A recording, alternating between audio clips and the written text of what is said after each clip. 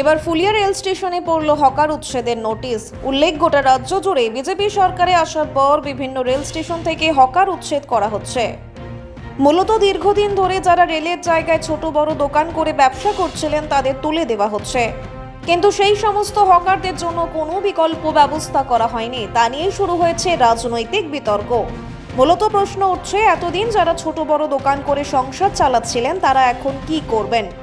এবার সেই পরিস্থিতির মধ্যেই ফুলিয়া রেল স্টেশন থেকে দেখা গেল রেলের তরফে নোটিশ জারি করতে।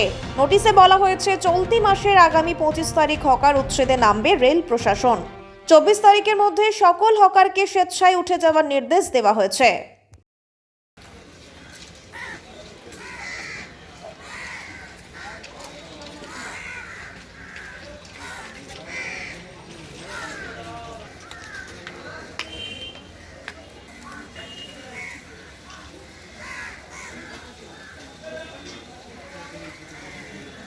দাদা, প্রত্যেকটি স্টেশনেই প্রায় হকার উচ্ছেদ চলছে এবং নোটিশ করছে। এবার দেখা গেল ফুলিয়াতে হকার উচ্ছেদের নোটিশ করলো।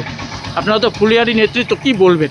দেখুন, এটা হচ্ছে রেলের উন্নয়নের জন্য। রেল তার জায়গা নেবে, তার জন্যে মানুষের সুবিধা হবে। রেল জায়গা নিতে পারে, কিন্তু যে হকারগুলো আছে তাদের, আমরাও চাই তাদের রুজি রোজগার নষ্ট হোক, এটা আমরা চাই না।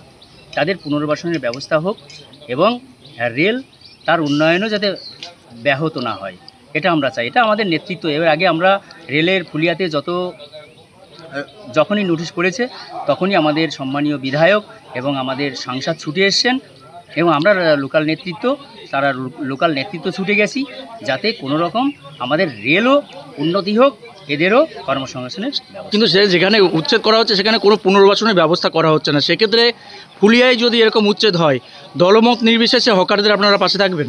অবশ্যই অবশ্যই আমরা চাইব যে হকাররা যাতে তাদের সুবিধা পায়। আপনার নাম পরিচয়? আমার নাম বিজয় কুমার মণ্ডল, 87 রানাঘাট উত্তর পশ্চিম মণ্ডল ওয়ানের সভাপতি।